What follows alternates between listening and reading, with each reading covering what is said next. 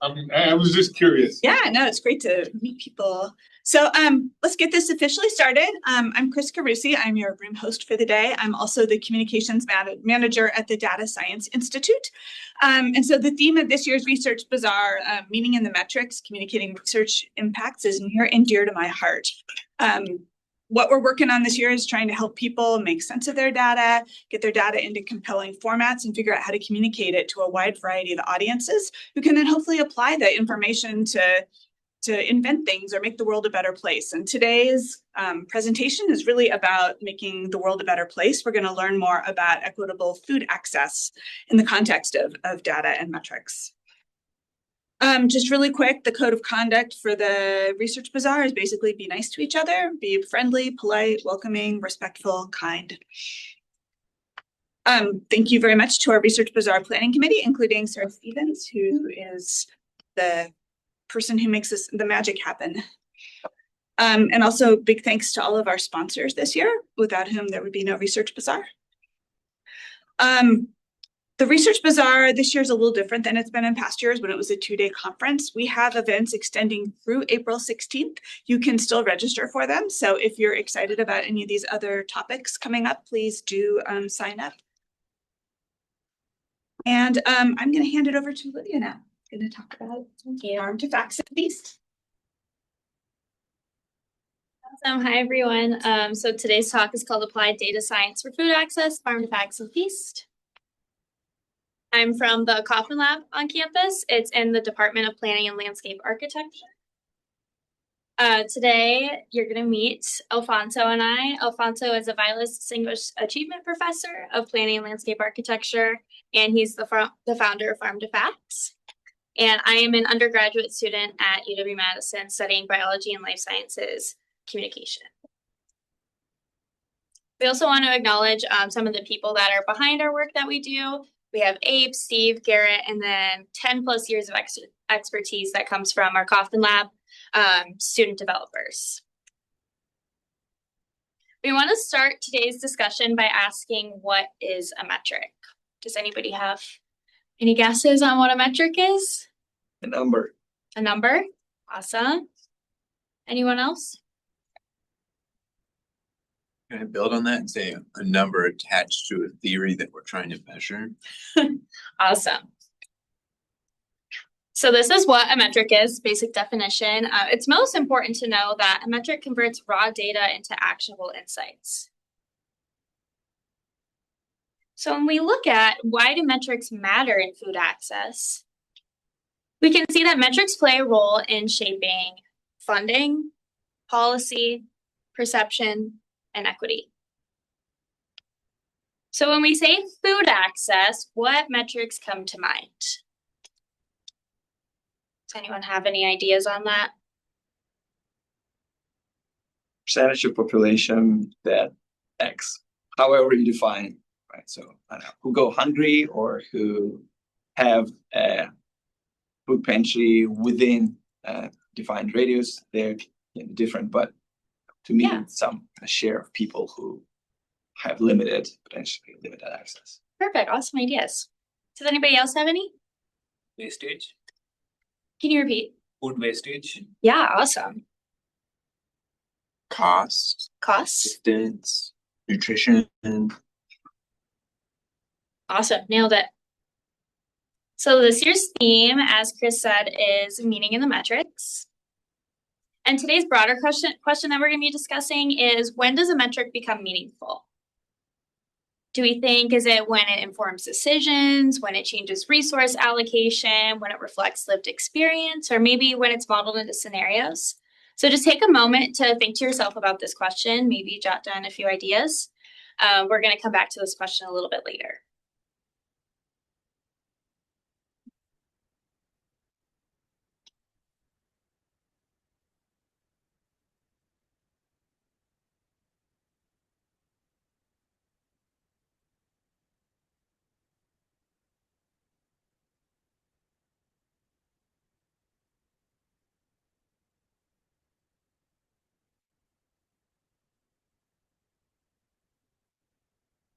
Awesome. We have a few ideas brewing.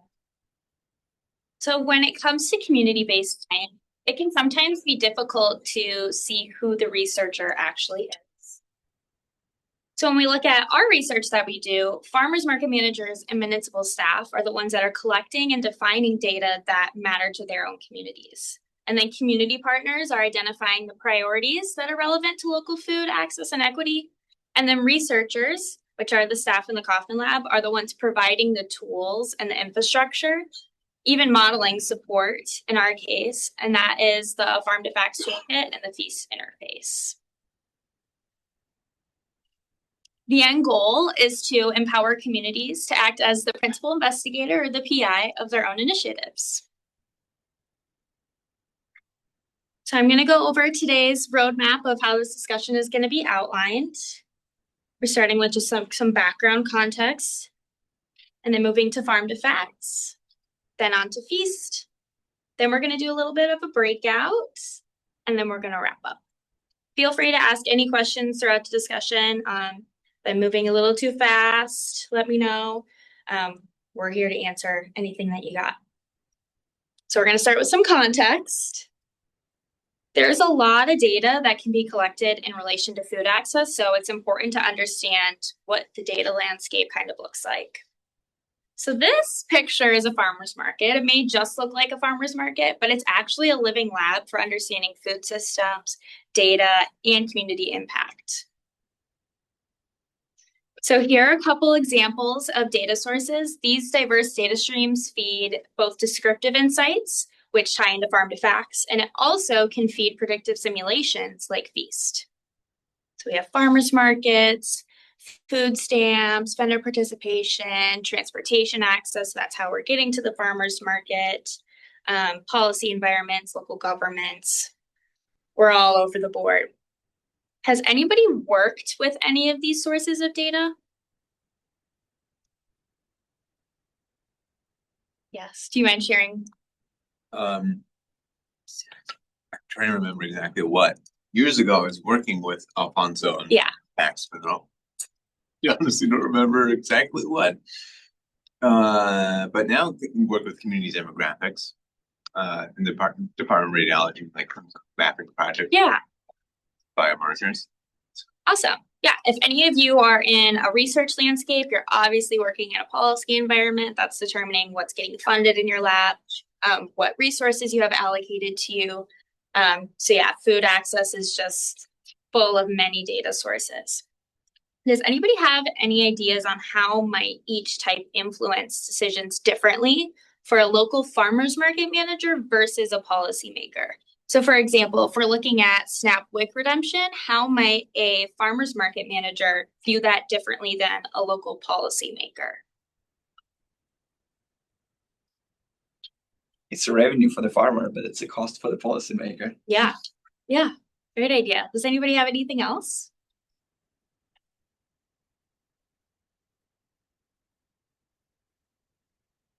Say for the manager, the people, stories that we interact with versus maybe more numbers for the policy. Yeah. Awesome. All right, so today we're going to go over our two complementary approaches. That's Farm2Facts and FEAST. Farm2Facts is more observational. It uses descriptive metrics, market level data, and reporting and visualization. Where FEAST is a simulation, it uses modeled scenarios, system level projections, and computational modeling. It is important to note, though, that even though these tools are different, they complement each other because they both aim to support decision makers and not replace them. So today we're going to explore how these approaches talk to each other.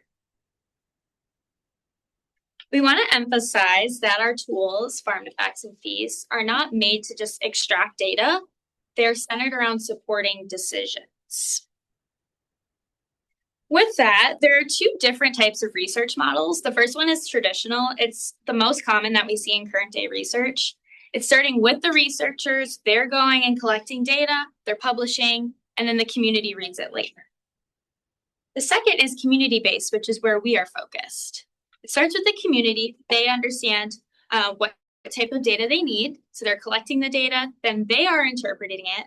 They're deciding its uses, and then the researchers like us in the Kaufman Lab are creating tools and interfaces to help support them throughout this process.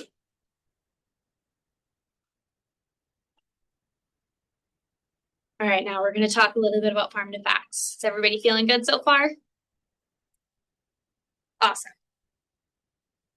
So what is Farm2Facts? I like to explain it in a 5-step sort of situation. It starts with farmers market managers are going to go into the Farm2Facts toolkit. It's a website. They just log into the toolkit, and then they're going to create a profile. They can have one profile. They can have multiple profiles. Sometimes this is altered because markets run during different seasons, different times of the year. And here in Wisconsin, we don't see as many farmers markets running in the winter because of weather, but out in California, those markets might run year-round.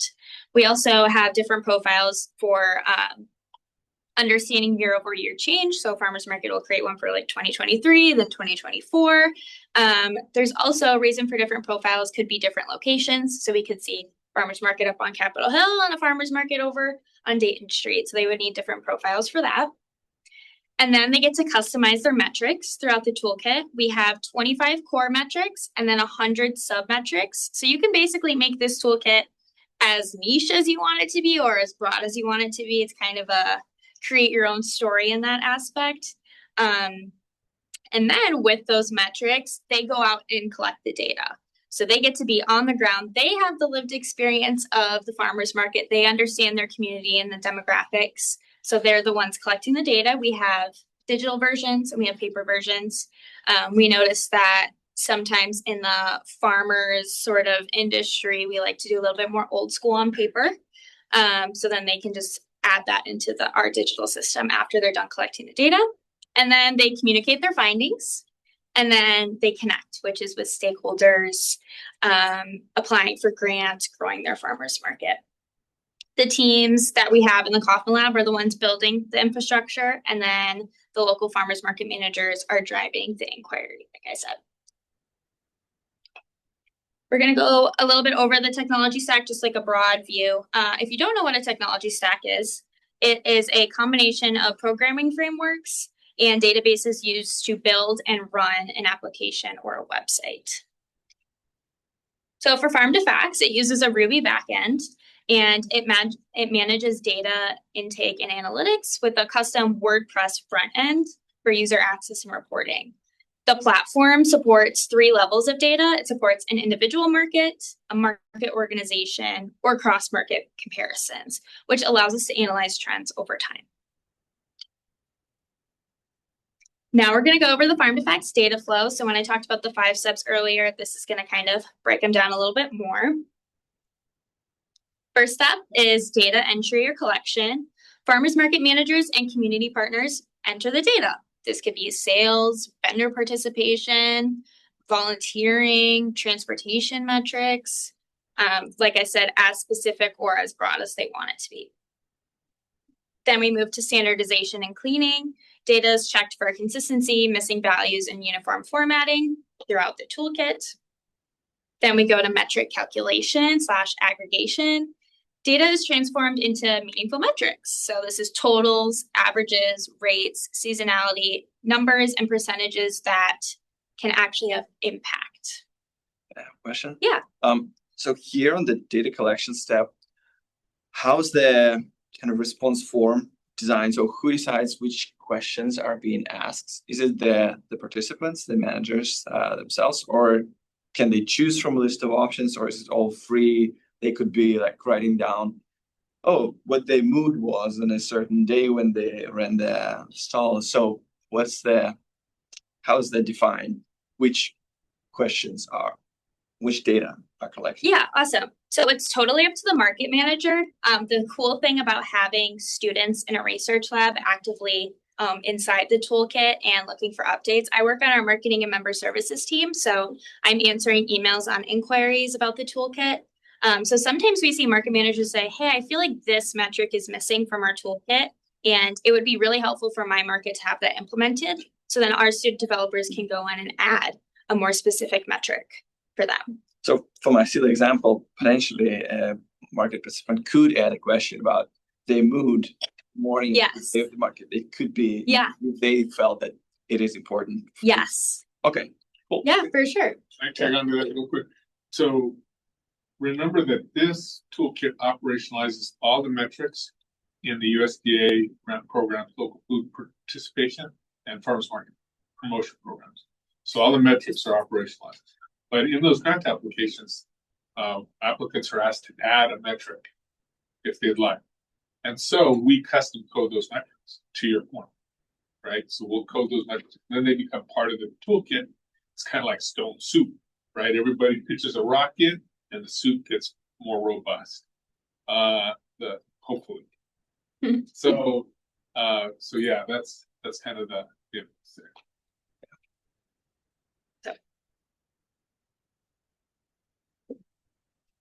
All right, so then with those metrics that were calculated, then we can move into a visualization. So metrics are visualized throughout the toolkit for easy interpretation by market managers, researchers, or policymakers. We have an infographic generator in our toolkit that takes all of those metrics and creates a fun little infographic so people can easily understand their data. Then we move on to reporting. So insights are then shared with funders, local government, and community partners. And then comes the decision making. Managers and partners are using their insights to improve their market operations, programming, and policies, and it can also impact the community as a whole. So question for you all is, where in this pipeline do you think there could be the most room to evolve?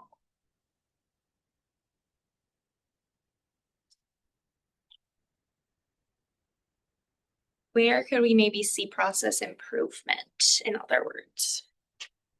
From the standpoint of this platform, or more broadly, or I don't know. Doesn't matter. Okay. Up to you.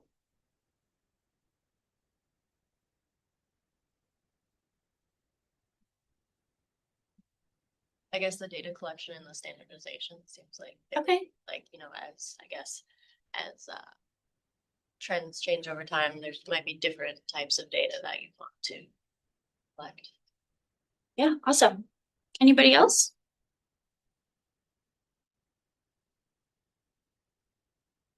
Perfect. And then what step do you think requires the most effort? This could be the most effort for the farmers market manager, could be the most effort from the community, from a policymaker. I would say data collection. Data collection. It's how diverse it sounds and unstructured, and a lot of custom decisions about different questions. Awesome. Great insights. Can I take on to that real quick? So yes, that's right.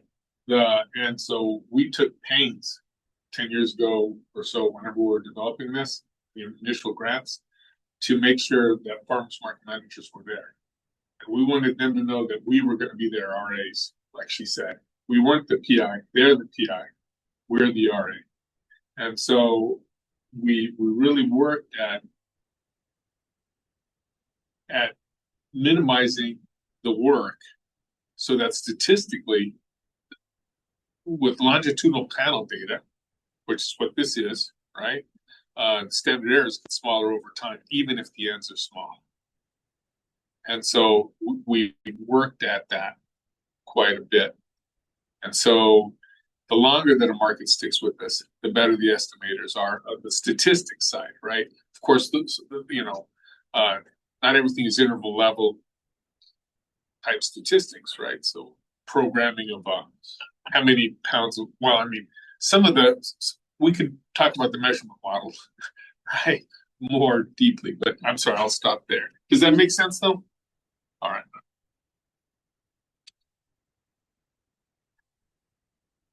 Okay, so this is an example of a visualization generated from farmers market data using Farm2Facts. So this is real data taken from the Santa Rosa original farmers market. The goal of visualizations like this is to take multiple streams of data and then present them in a way that's interpretable for different audiences. Right, want to take a second to just look at it. The font's a little bit small, so it's okay if you can't read the specifics.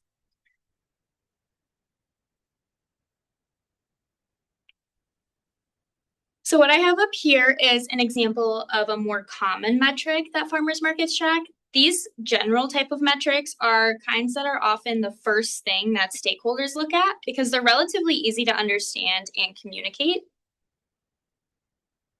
So this one specifically is just communicating how many visitors attended the market on average each day.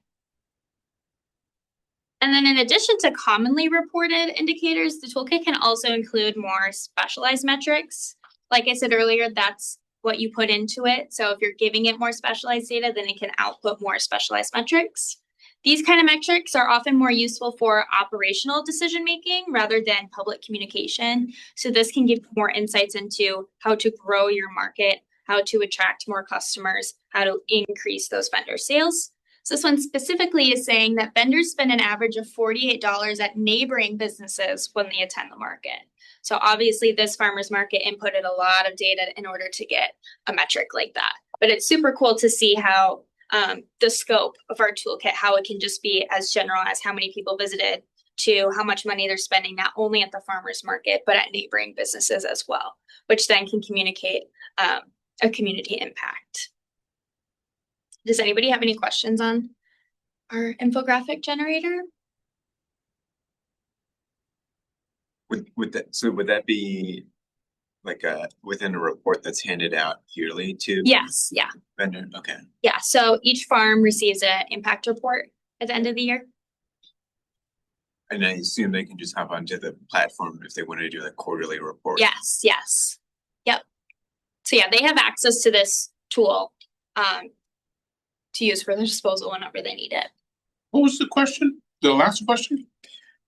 So it's nice to get like yearly metrics. I'm trying to remember the platform. I think all the farmers market managers can go on at any time. Oh, yeah, yeah. Stats. But, Yeah, yes. I'm sorry, I didn't figure. Oh, it's all You're okay. I heard the answer. The expected was the right answer, but yeah. But do they get the option if they want to do like a quarterly report? Because sometimes it's, I don't know. It's nice to have pictures that go with numbers too instead of yeah, of course. the entire time. Our standard just for capacity currently in our lab is just the yearly report. But like I said, they have access to this infographic generator from their data. So if they put in their data, they can just immediately create the infographic right away. Awesome. All right, we're on the next step. FEAST. Let's talk about FEAST. So what is FEAST? You're probably wondering what this acronym stands for. It's not just FEAST. It means Food Equity Access Simulation Technology. Kind of sounds like a mouthful, but when you put it all together, it makes sense. It represents a different but a complementary approach to understanding food systems. So FEAST focuses on modeling and simulation by allowing us to explore what might happen under different conditions, particularly in populations that are facing barriers to food access. It uses data about communities, food environments, and policy conditions to simulate how changes in the system could affect food access outcomes. So we can ask ourselves, what might happen if a new farmer's market opens in a certain neighborhood? How might transportation access influence participation in food access programs? There's a lot of hypothetical questions that can be centered around this technology. We're going to go over the technology stack again. So FEAST runs on a Python-based system that brings together different types of data. It ingests information from the American Community Survey along with other data sets depending on the current research. The system runs on a computing infrastructure at the Texas Advanced Computing Center, and that allows it to handle larger data sets with more complex analysis when needed. It's a good question. Yeah. So you told custom data sets as well as the ACS, right? So is there not any live data sets, like as in when the farmer's market goes on? Yes. Like live data, incoming data, like a day-to-day data or something like that. Yes, that's correct. Because it's not live, it's what they input into it. That's right, it's what they input. And so they will do custom data. So if in a city they crowdsource some data, as they did in Green Bay, for pantries and farmers markets and ethnic grocery stores, to understand. Then, we're modeling that. We're kind of well-represented models for that. Add to the current convenience store and grocery store aspects of.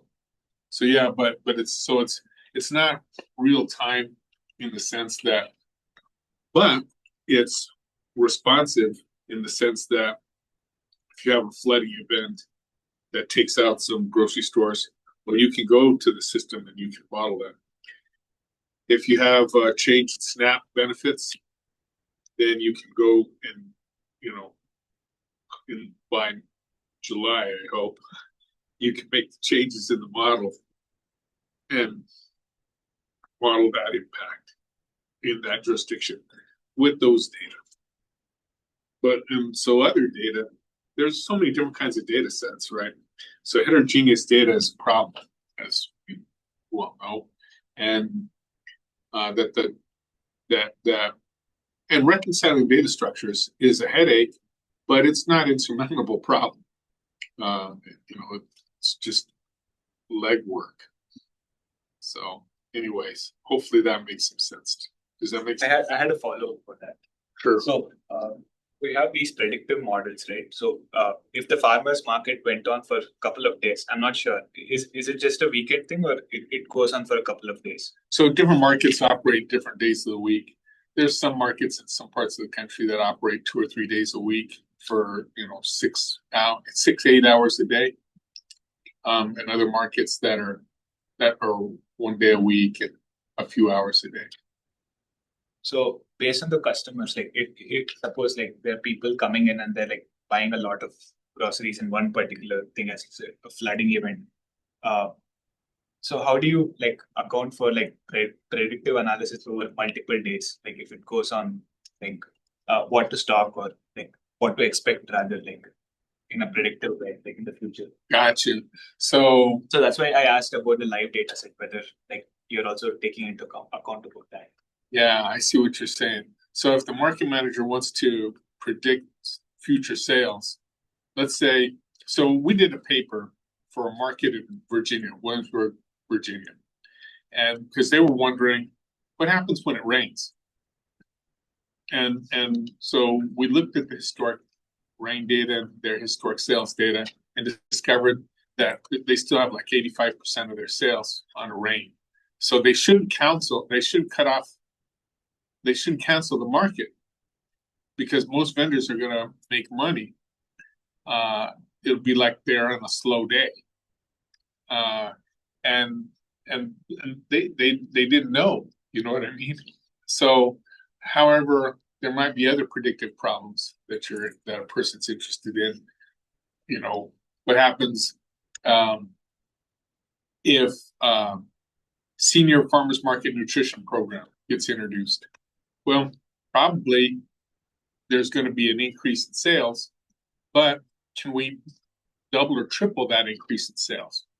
And so if you want to do something, then if you predict that if you advertise, then you'll get the outcome you're interested in, then you have to advertise, right? You have to design a strategy to increase participation, to make your hopeful prediction come true.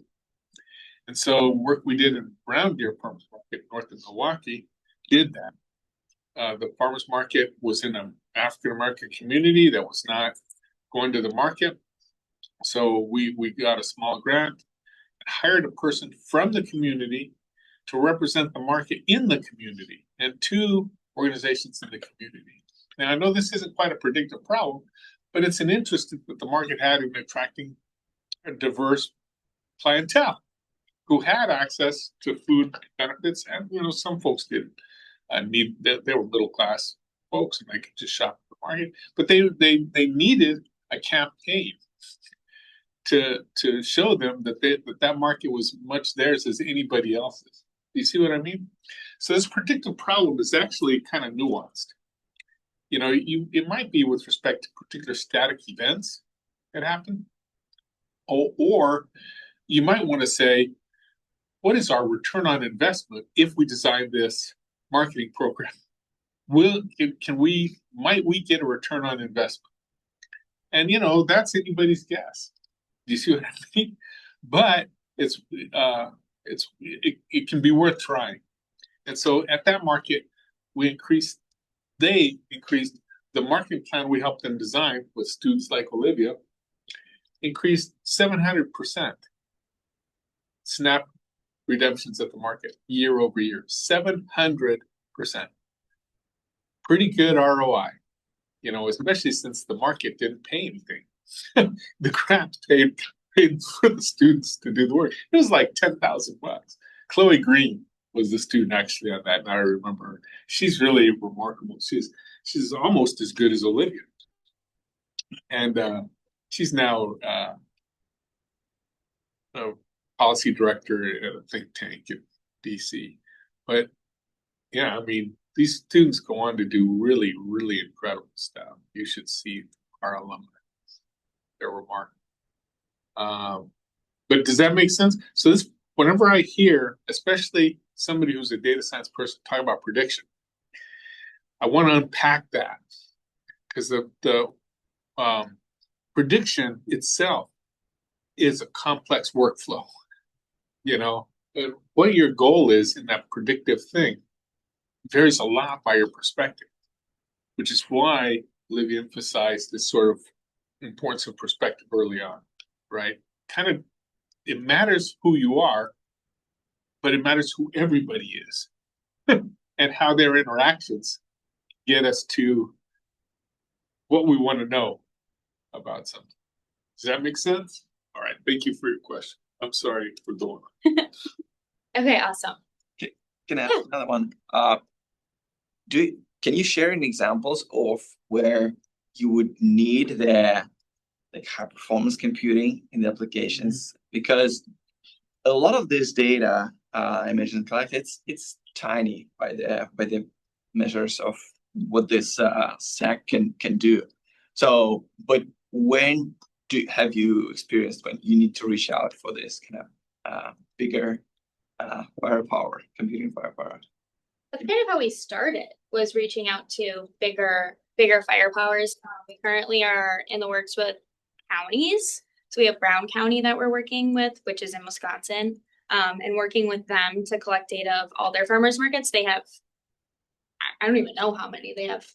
I don't know either for sure. Well, go ahead. They have many farmers market. I wouldn't say 100, probably like 20, yeah. Which is a decent amount just for like one area. So we kind of start with like looking for grants like that can give us a big influx of data and lots to work with. So that's pretty much where our starting point was for. Would you agree? Yeah, that's right. And then you relate the heterogeneous data situation. We have lots of different other sources, convenience stores, supermarkets. So the number of elements interacting in the system becomes more complex. And for Farm2Facts, there's probably less of a need for HPC, but for FEAST, it's an agent-based model. And it's a step model. And so Franklin County, Ohio, I think we have 538,000 agents in the model. That's households and stores. So when you're running a step model there, just the pre-processing, just setting up the model to run. This is a good laptop. It would take it hours and hours, 12, 14 hours to run the pre-processing script, even parallelized. Yeah. So users say, "Oh my God!" So, as part of Icicle, Intelligent Cyber Infrastructure and Computational Learning, that's the AI Institute that I'm the campus PI of. They have setups with 3 HPC, with 3 supercomputers.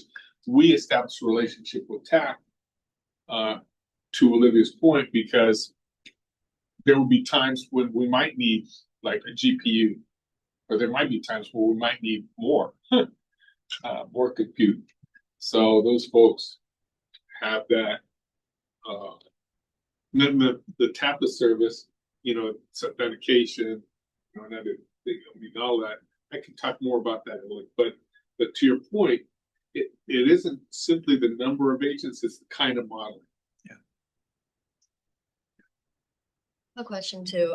So I think I'm kind of grasping the application for if you're like making a page in the community or something and you want to have profits are gonna change for the farmers market, but I'm curious like how you measure things like when the model has in the name the like food access, like how do you kind of figure out like because just because like as you're talking about advertising and that kind of thing, like just because people like have access doesn't mean they're coming. So like how do you like could you give like a kind of a like example of using it like if you were like not a for-profit like farmers market but more like a food pantry or something where like you're not you're just trying to like meet as many needs as possible. Do you have any insight on? That's a tough question. Yeah, they're all great questions, by the way. We appreciate it, right? We appreciate it. Hopefully they're going on the Zoom. The Zoom is listening to them. I think it might be fair to go over like an example simulation first and then come back. That would probably really help me. Yeah, and then come back to the question. Okay. So I'll go through that and then we'll come back to you. Okay, that sounds awesome. Thank you. Yeah. And just quick comment, I think you will need a metric back to the thing, and then you can Awesome. Okay.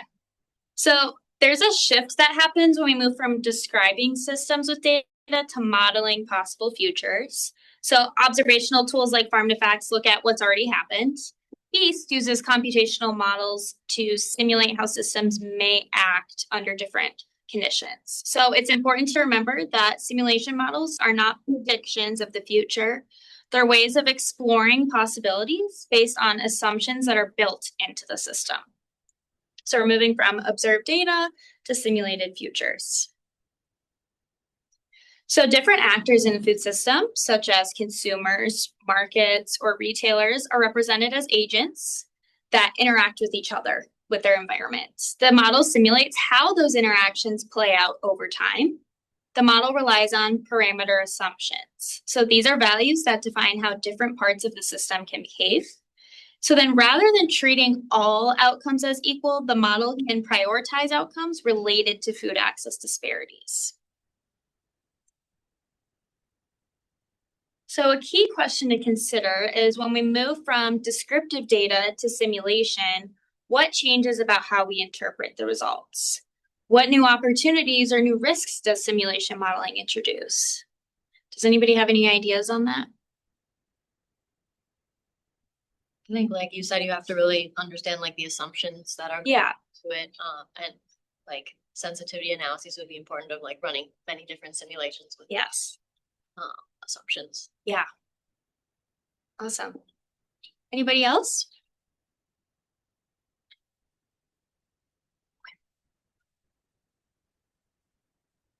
All right, so here you see the FEAST interface. We're going to simulate what could happen when a supermarket is removed from this area.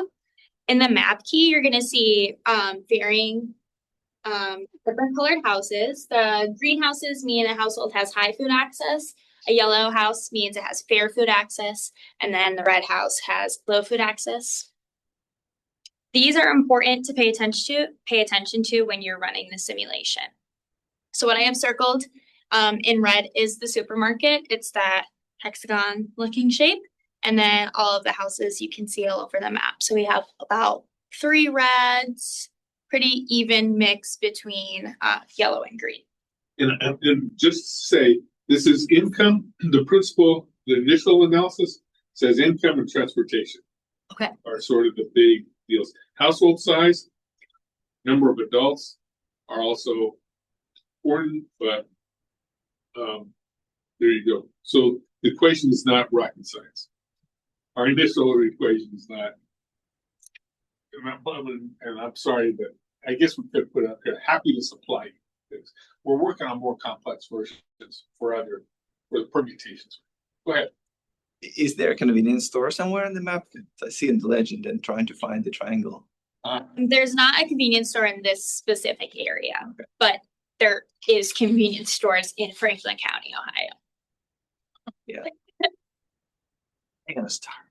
All right, so now we're going to remove the supermarket. So now it's removed. We can see that the proportion of green to yellow is a little bit different now. We have more yellows than we did before. This is kind of circling some changes. So those 4 houses were all green before, and now they're all yellow. That house up there in the red was yellow. Now it went all the way down to low food access. So we can see majority trend is that the majority of the households decreased. They went from high food access to fair food access, and then some even went to low. Does anybody have any ideas of what assumptions drive this model? Alfonso kind of talked about. Sorry. No, you're okay. Does anybody, I guess I could follow up with that. Does anybody have any ideas of what else we could input to help drive this model? You had some great ideas. Transportation, yep.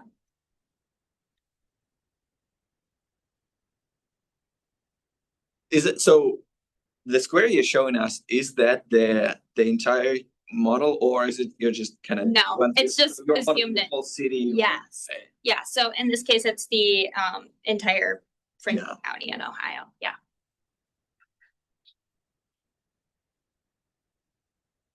Okay. Perfect. All right. Now we're going to do a little breakout. We're calling this decisions from data. Yeah. So on the previous map too, are you mapped latitude and longitude of each of the households, which is kind of an overlay that you get from like a different data source that we plotted on OpenLeaf? I'm pretty sure it's latitude, longitude. Yeah, OpenStreetMaps, and then custom data. So like the pantries for Brown County farmers markets, and since OpenStreetMap doesn't say, this is an Asian grocery store, the folks in Brown County, Wisconsin, they supplied the custom data. Okay.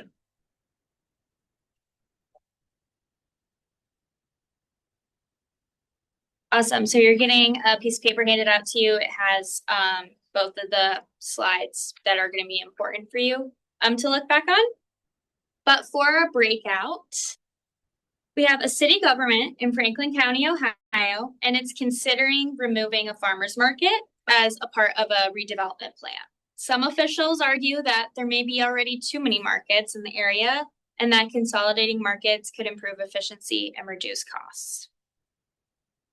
So now I'm going to have you imagine that you are a local decision maker. You are the PI of this activity, and you are evaluating this proposal. You're going to come to the conclusion of, should the market remain? Should it be relocated? Or should it be removed entirely? So this is the data that you have on your sheet in front of you. This is real data taken from a farmer's market, and then this is a real feast output. We have diagrams right here that show this is this, it says a supermarket here, but we're going to pretend that it's a farmer's market. So this is our farmer's market that we have. It's on West Capitol Street. That's when it's there. And this is when it's removed. Your paper's in black and white. It's not in color. So you may want to look up here to see the changes in food access. You can see there's more low food access over here than there is before it was removed. And then all of that farmer's market data is up there from our infographic generator. So then these are the questions you're going to assess. You can work individually, or you can work in a group. Each of you have that printout that has these questions on it. You're going to plan to report out one key insight that you're going to take away from the data, one concern or an assumption, and then your final recommendation for the city decision makers. Does anybody have any questions on this simulation? Yeah. Am I up for re-election anytime soon? West. That's a fantastic dynamic to consider when we're talking about local governments. I'll leave that one up to you. If that's an assumption that you want to lay out, you can create your own identity throughout the simulation and present that out as well. Just parenthetically. Well, 14 years ago, I think, 3 mayors ago, I got asked, hey, where should we put a public market? 2 mayors ago, I got asked, where should we put a public market? And then the night before a big vote, I got calls to my landline and my home phone from all their people saying, where should the market go? If I'm interested in this, and I said to them, it's going to cost money. The city will have to subsidize this. So where do you think the most important economic and non-economic benefits might come out? And right, because they weren't thinking, they were only thinking about ROI. And I don't like, and Chris knows this, I've known Chris for a long time, and I don't like to be a policymaker in my backyard. Because, right, I want to be friendly with everybody here locally. Outside of this place, I've gotten into fights with all kinds of people. But this was a really important question. And so I'm just FYI, right? The economic and non-economic aspects of things are actually oftentimes, in the non-economic, they can be modeled, but boy, right? What would go into operationalizing that question? There you go. All right, any other questions before I let you get started? No? Awesome, go for it.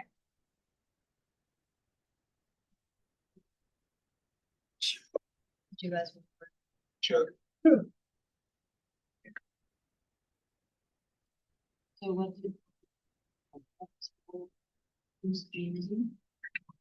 Yeah, please. I think it would be helpful to also know. I'm kind of here. Yeah, because it says like 113 visitors. Sounds Right. like a big number. It sounds like a big number, but like, What is it? What we're comparing to? Yeah, Mhm. and the kind of follow up to that is that the number of Snap visitors. Yeah, you can say, oh, it's kind of small, like 100,000.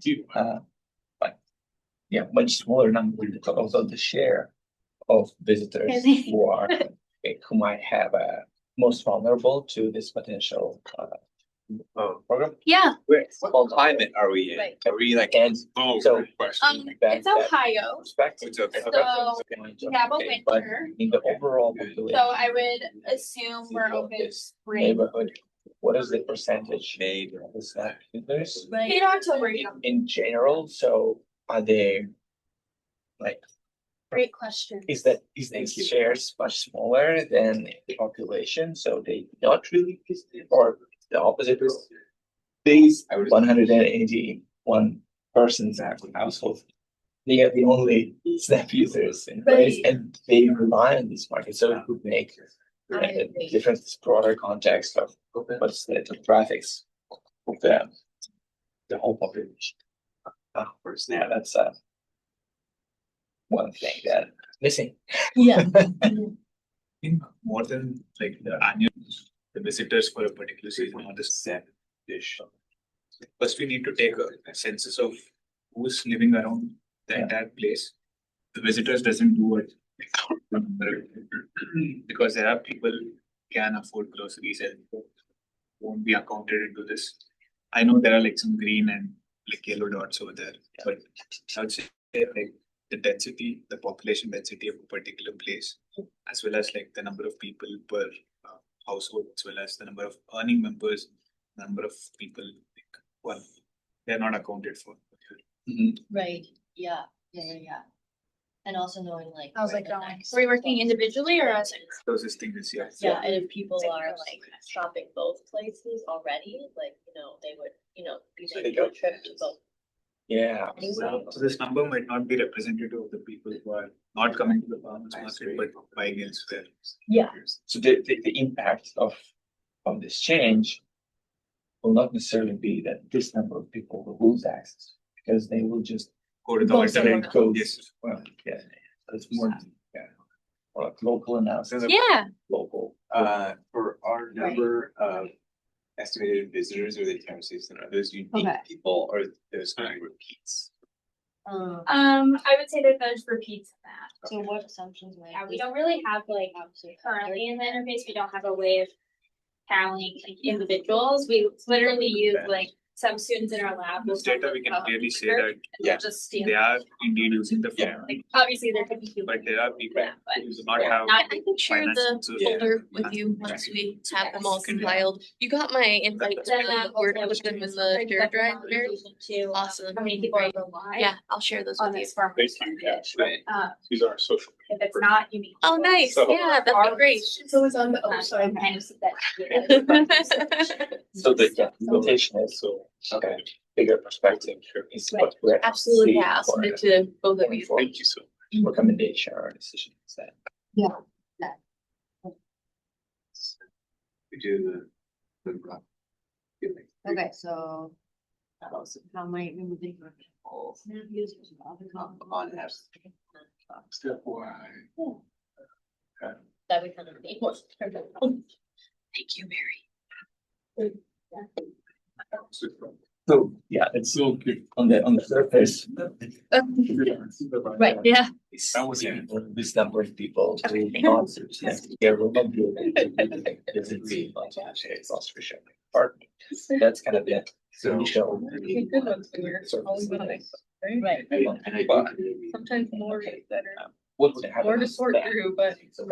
So these people used to have market here. So they to grocery store or to different part of the market. To me, it's a good one. Or the lots of discussion going on in front of it. Yeah. And that we cannot, I don't know, if we can tell this from the data that exists, even During the market. I mentioned they have similar kind of data about all the other markets. Yeah. Too much. No. But Model. Yeah, that's And then, yeah, also with that, like other markets have like capacity to. Yeah. Additional. Okay. Yeah, so that'd be the. Yeah, that's a good point. Yeah. People could make it there, but. Yeah, this But they already. like 3,800. Yeah. Yes. Yeah, there's so many. Yeah. You know, all pro. Okay, so do we support removing? Others. Where would this thing?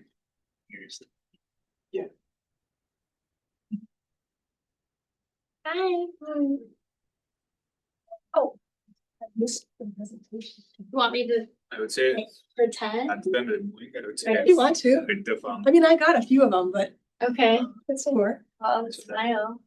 It's accessible to many different Your communities. camera's better than mine, right? The like local. Let me like food, get they in like front of You should this is my presentation. There you go. I don't like instead of having big presentations, but if you're actually posing. where you're like having the The lighting here is always sucky. region. Yeah. So I think that would like solve the problem as like. That's better. Thanks. Try to guess. I mean, this, we just, The public market what? it might not be feasible. Another thing that we cannot see here is Deeply in favor. the cost Yeah. of keeping it. Yeah. Right. Here, yeah, removing it is Might like one to see the category. perspective. We see that people will lose access and the farmers, the farm managers will lose the source of revenue, will lose a place to sell their product, but. I'm gonna give you about 3 more minutes. But then Yeah. what can we gain from spending? Right, that's the Exposed. if you're going to make decisions, make cost and benefit. Right. Because if it's all like from what you see here, we only see the cost of it closing it. It's always a trade-off. It's the same. A lot of the My view is the same. there, like say this is In terms of the two farmers, so- and then there's a. Yeah. Where do you think that, where's the first spot? Yeah, they're the same It might be farmers. more efficient. One better. Like closer to campus or Confusion of like One the place, like in that. South. they might be familiar with a certain. Okay. The reason why. Yes, that's Consider development true, yeah. is transportation. Yeah. Yeah. So I think you need to, people and access from outside the city. I think many cities do have that, Something every single day the Like common to- market changes, From at least seven location changes. north That's down to 10. Yes. You always have to go around. You get it, right? And I thought to my kids, so, as I You wanna go- gave this out, you gotta know what my games. game this out. Again, for farmers, Never quite gotten. driving from the countryside, set everything up, right? If they could just do it in one day, it will week versus do it in 3 days. So that's, well, yeah, That would be beneficial. yeah, And you would, you Must, like. there must be expected things. exactly, yeah. Yeah, well, that and Supply food access. they have a big engagement strategy. I know in the Yeah. That they've tried it out. sociology, applied population lab. They've tried it out. So they said, My we're trained gonna do economics, Um, so I'm Talk about like six on the data side and now And thinking about more I all of that is. Yeah. I'm not sure. No, I would have liked. yeah, good accesses. I'm not done Yeah. this project. But that's one of the things that Hoping part of the numbers will turn in. But the numbers are not. equity questions. Yeah. The city. It's not always about the money. Yeah. That's right. That's what I'm trying to find. That's third. That's kind of what my question was too. Yeah. Yeah. Why it was, I'll put the slide back up, but it was The good thing was. a redevelopment plan, Sure. Oh, okay. right? Right, go back to this, like, yeah. Maybe Yeah. more It was redevelopment plan, so So defined. in my head, it was like, hey, we need more parking for our cities, so we're gonna. Right, exactly. Excellent. Parking garage or parking. How do you measure? That's kind of what I had. Did you make it better or did you make it worse? Or you need some way A to. little bit broader than that. track it? Yeah, those are sort of parking. So you staff. I'm a research professor title, so it's like scientist. Oh, gotcha. Okay. Without actually learning the lessons. And I do, That's exactly. it's a self-funded position. How excited am Right. I? Motivation process, some grant applications. That's Right now, most of my work is supported by USDA grants. Yeah. Yeah. Every city has. Rural Every development. city's the same. Yeah. Not the markets in this sense, but more broadly. Right, Supply yep. chains and It's the same. This is. farm It's natural. depends on Yeah. energy, pesticides. So it's a much broader impact that it farms have, right? Because all the other industries. Where do you? Yeah. So we're cascading. Yeah, again, and that's Think about Why that. come like to mind? thinking about more in economics, we call this Downtown association. partial equilibrium, global equilibrium. Mm. Yeah, you Put some work here, we don't even. maybe looking at one. I'm gonna bug you. So I'm doing. Oh yeah, if AI can now do the coding. All right, we'll have about one more minute to just wrap up our discussion, come to our conclusion. It's a kind of local analysis, but well, these people are going to do something else. What are they going to do? But, so this thinking more of a bigger system and how parts interact. That's kind of the perspective that Willing to. that's where my mind goes. Ah, Yeah, but what about? yes, yes. Very cool. Well, thank you. Yeah. Your insight. The Department of. Yeah, yeah. This is. I used to be event photographer Mm. when I was an undergrad back. So, a few people in the department working there, or collaborate with public health. So again, medicine, but from a different perspective, Right. not people care about community, Yeah. or how many people, mortality, COVID in rural areas versus. And then again, we have the access to care. Yeah, that's the exact parallel to. Museums. We do, Yeah. I do, So and that's where. I- Okay, awesome. Let's bring it back together.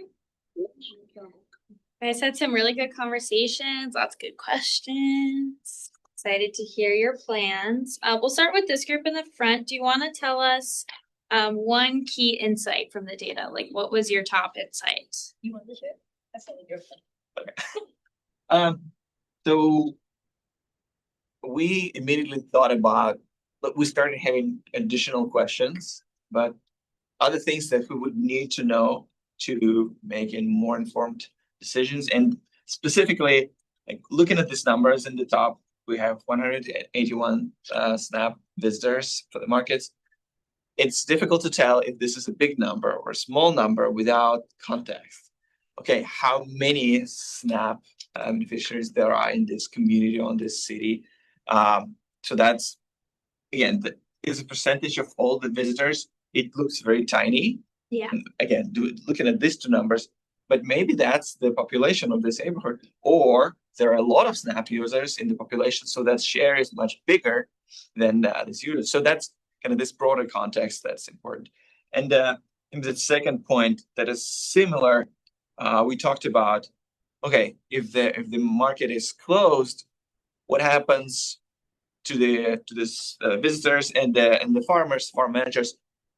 What would they do? So what's the bigger picture in the city? What are other locations? So do these people just stop going to a farmer's market, or do they start going to another one that's just across the, on the other side, 3 blocks away, something like that, or runs on a different day? So these are and for some of this, you probably have the data in like related to farmers market. For others, you can bring in this American Community Survey or other types of sources. So that's the 2 things that we most talks about. And in terms of decision making, in the end, it is, again, from what we see here, the cost of removing the market is more obvious, because this number, these things will not happen, or maybe they will happen elsewhere. But the benefit of removing it is much harder. It's like from this limited data, it's difficult to assess. So to make a decision, kind of need both sides. Yeah. Right. And again, the discussion of, can people go to a different place, or can farmers, instead of setting up their stand twice a week in 2 different locations, they can, maybe it would be more efficient for them to just do it once a week in one place. And so that's the other side of the cost benefit analysis. Sorry.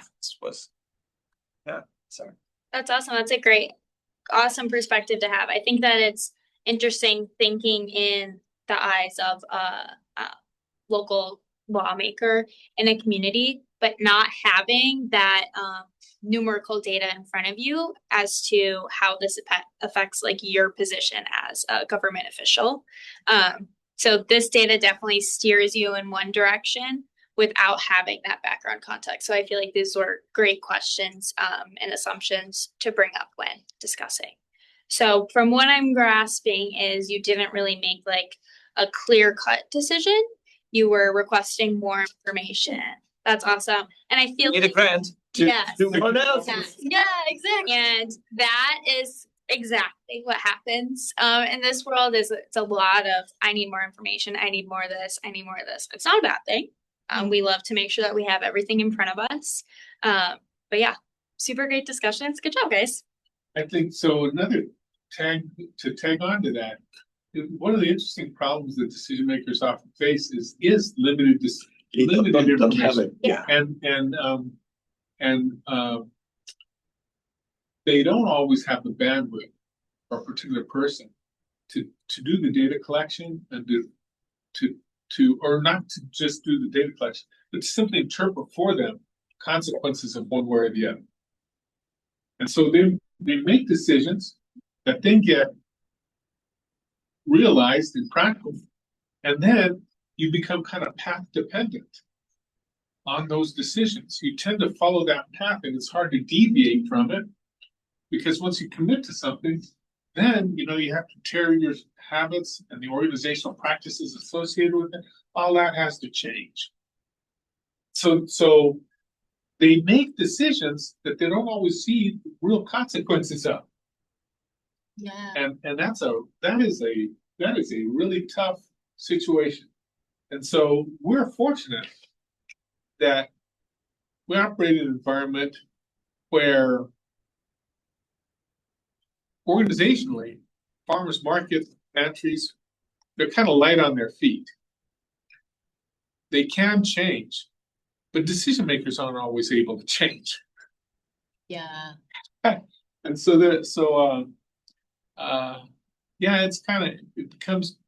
it becomes complicated. How they go on, they sort of let things go. And they kind of go on to what the next problem is. So yeah, but to your point, that is kind of, especially with Farm2Facts, they can have stuff in front of the market manager and then they can message and then be influential. Yeah. So that ground up is powerful. And we hope that FEAST has the same effect, right? We hope that is coming out. Yeah, the FEAST we've only got 2 users right now.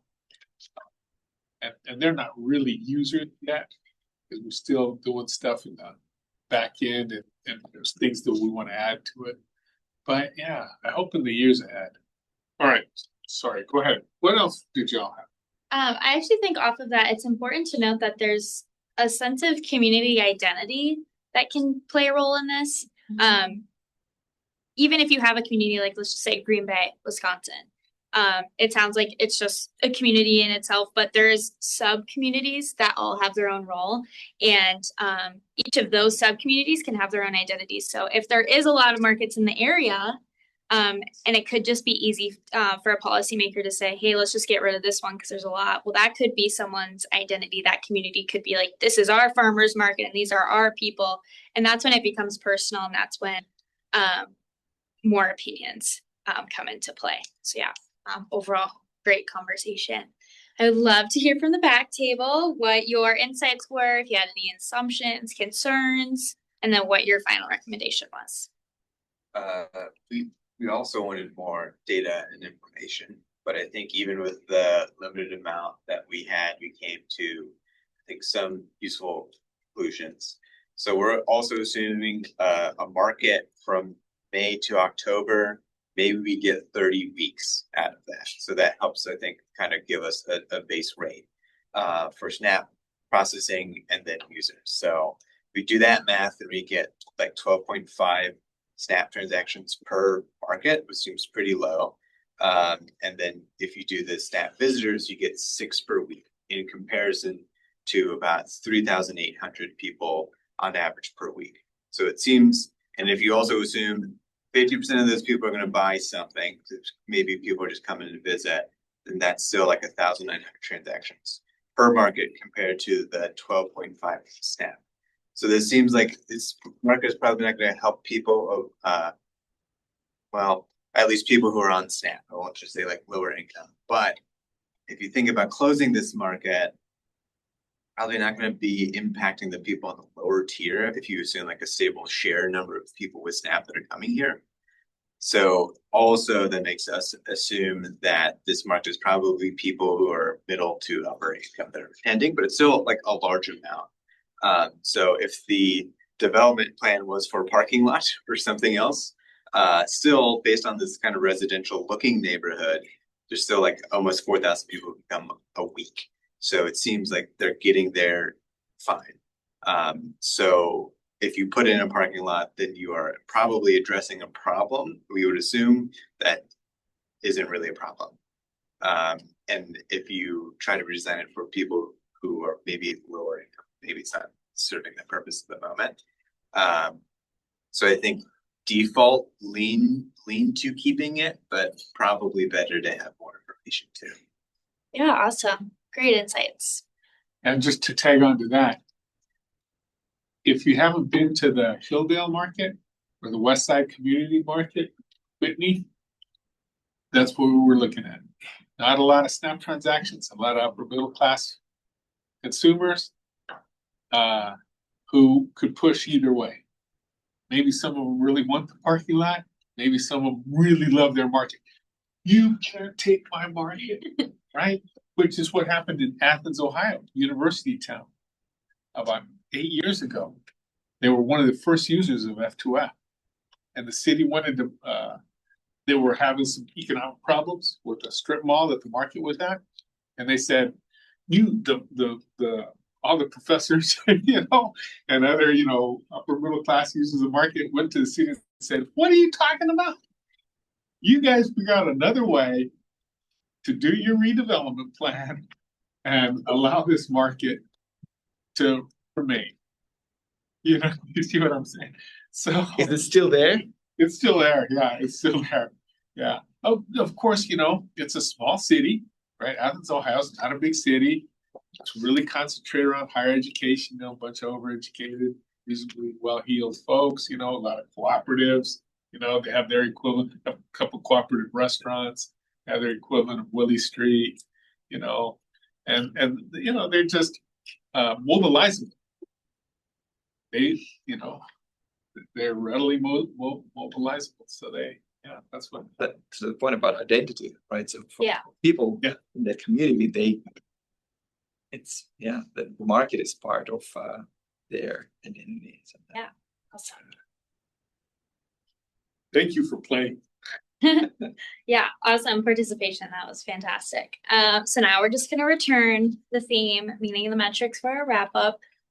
We're going to come back to that question, when does a metric become meaningful? Did anybody's ideas that they had earlier change after this discussion? Did they get reiterated? What are we thinking?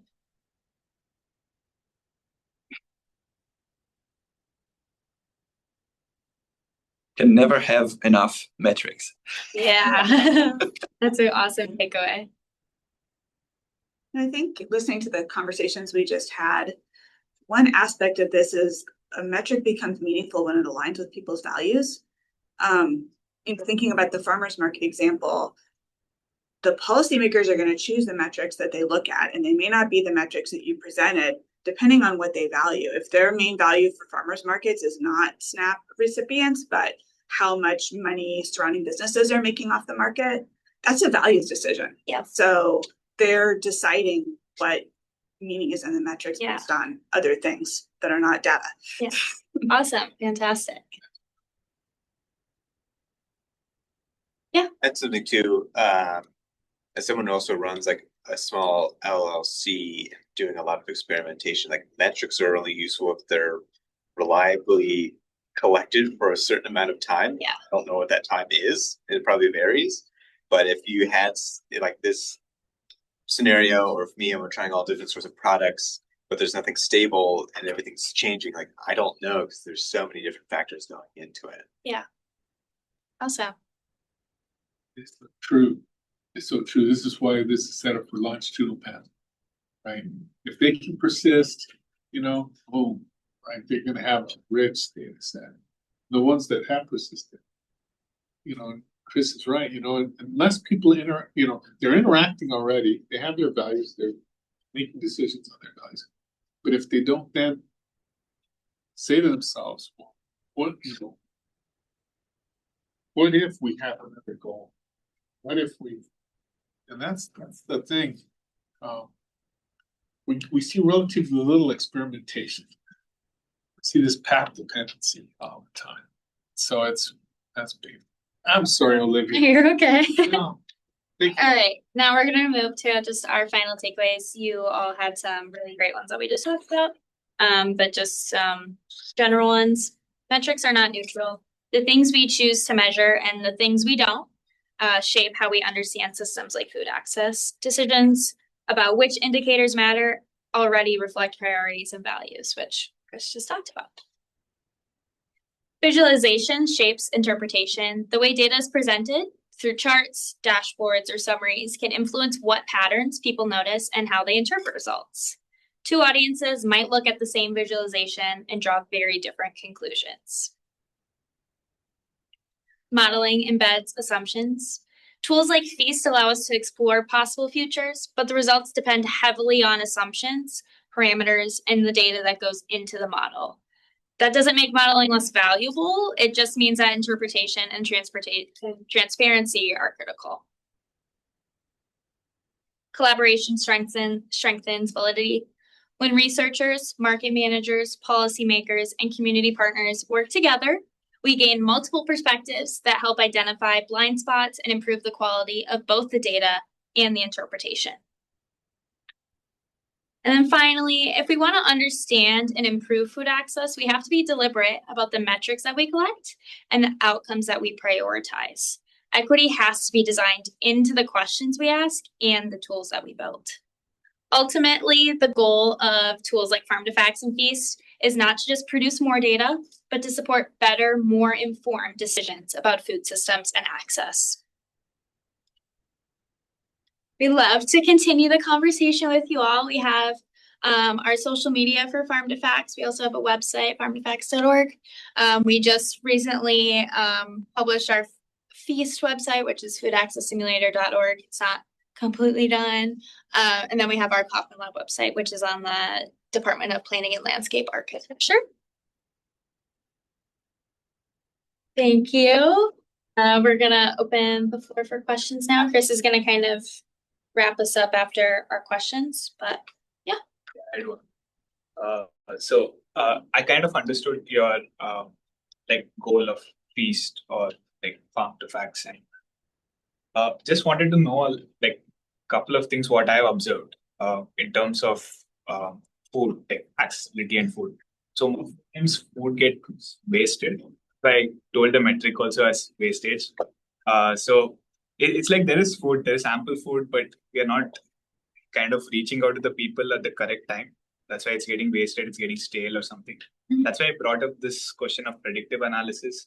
I do completely understand that there was a certain like community which did not come and then somebody had to market it. But what I'm getting at is, how do I put it? It's like this. So you have a lot of people and like a lot of food over here which is getting wasted. That's why you're doing predictive analysis, right? So it's like you have all this food coming in. It has to kind of go to cold storage and like maybe come out when there's like ample supply. So what you are doing right now is like just getting the data and then kind of looking backwards and then kind of making policy decisions for the future. So why I brought this up, this real-time data, is because like it kind of helps the farmers as well as the people who are coming in to kind of get to know like, okay, we have these many potatoes over here or these many bananas over here. Instead of that, like instead of knowing like, okay, nobody is going to show up, that's why we're going to put it in cold storage so that we can preserve it for longer. So what I was going to ask that time was like, do you have some kind of mechanism in place to kind of like preserve the food for like longer access like this so that you kind of predict like who's coming in when and then like based on that like provision like get it out to the farmer? Not only the position of the farmer's market, but also this, yeah. Good question. Shall I go ahead? Yeah. Okay. Basic question, do we have logistics? No. We don't have a place to store food. Let me tell you three things. Values, right? So in markets, one of the metrics in F2F is pounds of food donated. Okay? And so if the manager values that, then they can track how many pounds of food go from their vendors into food security systems, which, no surprise, Feed America, Second Harvest are interested in that. Corollary. 11, 12 years ago, the food pantries in town started taking gleaning from potato farmers. So they would get boxes of potatoes and that they could literally give away for people. Did people take those potatoes straight from the field? No. Why not? It's more effort. And I think also like perception of like how to harvest, get there, access, whatever else. Perception. The potatoes were dirty. They were free, but they didn't look like what you could get in the store. People want dignity. People want to be treated with respect. They don't want just something from wherever. You know, they want to. They're just as human as you and I, right? And that's kind of the impulse that we have as a lab. How do we advance? How do we help people understand the situation? So at the time, I can't remember the student, but we went and did some work, and said to him, "Hey, what's going? You know, why are you just doing it this way?" And so then they started bagging some potatoes. They started washing and bagging, which was extra work, but they had volunteers, and man, those potatoes went out the door. Okay, so point 2. When there is a system or a constellation of activities that work across field, logistics, minimal processing, distribution modalities, when those can be brought into a relationship, then you can have a very powerful system. However, that requires people to change existing organizational habits in favor of new ones. Wow. If you don't think that isn't tough, that's tough. People have to be really willing to. For 6 years, 7 years now, we've worked with Central Wisconsin markets. I don't know, 4 or 5 USDA awards of the 20 or plus awards, 3 or 4 or 5. One of the early persons who we worked with is now state extension food access specialist because of her learning and work. Kelly Hammond. Kelly, you know Kelly. Anyhow, now those folks are tightly coupled. They're well organized, willing to experiment, and are getting money from the state. We have 2 different awards. One for Central Wisconsin and one from the USDA for Central Wisconsin, and from the state to work across the state to improve these systems.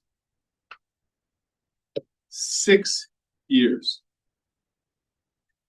Hundreds of hours of human. Nothing changed. It happens. Sometimes more swiftly than that. But it's a lot of effort. So welcome to the show. It's the Wisconsin idea. If you haven't heard that yet, yes. I take that very seriously, my friend. Awesome. Thanks. Yeah. Does anybody else have any lingering questions?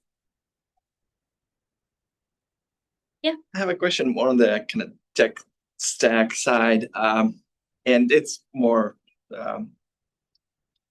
just wild guessing. But this agent-based modeling that you do, this HPC clusters, that's and you set up certain equations, what the agents are optimizing for, and then you're solving for the optimal choices given the constraints, all that. So that's kind of in a nutshell, this agent-based.